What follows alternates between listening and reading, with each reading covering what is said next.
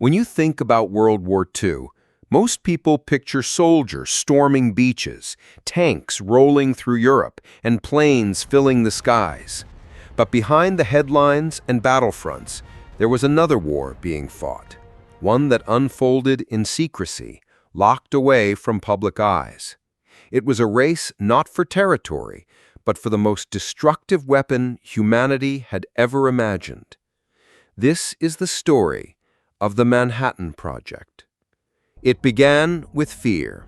In 1939, Albert Einstein and fellow physicist Leo Szilard signed a letter to President Roosevelt. They warned that Nazi Germany could be working on a weapon based on uranium, a weapon so powerful it could level entire cities. For Roosevelt, the message was simple. If Hitler had the bomb, the world would fall into his hands. And so, the United States launched an extraordinary project, one cloaked in secrecy, ambition, and desperation. The Manhattan Project was unlike anything before it. Over 130,000 people were involved, spread across more than 30 sites across the country. Many had no idea what they were working on. In Tennessee, entire towns sprang up almost overnight. Workers at Oak Ridge operated machines that hummed and clattered, separating uranium, yet most didn't know why. At Los Alamos, New Mexico, scientists from around the globe, some refugees from Nazi persecution, gathered under the leadership of a brilliant, enigmatic man, J. Robert Oppenheimer. Oppenheimer was a genius with a complicated soul, brilliant in physics, magnetic in personality, but haunted by philosophy and doubt. He once said that the project felt like leading children into a house of explosives. But under his guidance, the world's leading minds, from Enrico Fermi to Niels Bohr, pushed science beyond every known boundary. The science was staggering. Imagine splitting a tiny atom and releasing energy equivalent to thousands of tons of TNT. The key was uranium-235 and plutonium-239, rare isotopes that required massive industrial-scale efforts to produce. At Hanford, Washington, entire reactors were built just to manufacture plutonium. At Oak Ridge, miles of electrical calutrons separated uranium.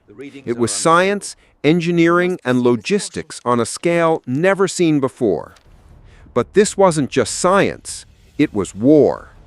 Every day the Nazis advanced in Europe. In the Pacific, American soldiers fought desperate battles on island after island. The urgency was suffocating. The scientists weren't working in peace, they were racing against death. And then came the Trinity Test. July 16, 1945. In the middle of the New Mexico desert, a bomb unlike any other was hoisted onto a steel tower. At 5:29 a.m., the sky exploded.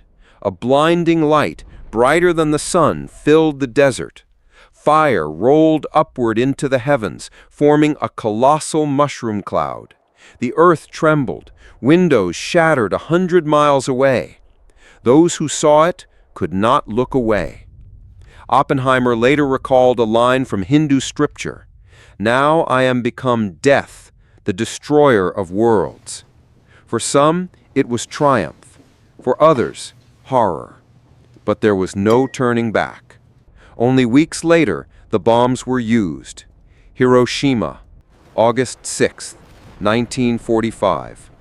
A city alive with children walking to school, shopkeepers opening doors, workers heading to factories.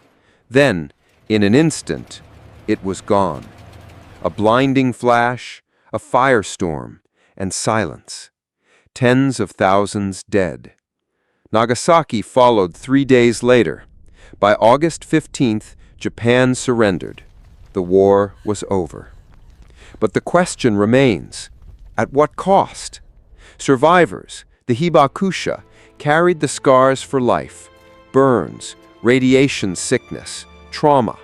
Cities were reduced to ashes. For the first time in history, humanity saw what it meant to wield power that could destroy itself. And yet, even as the world mourned, a new war began. The Soviet Union raced to build its own bomb.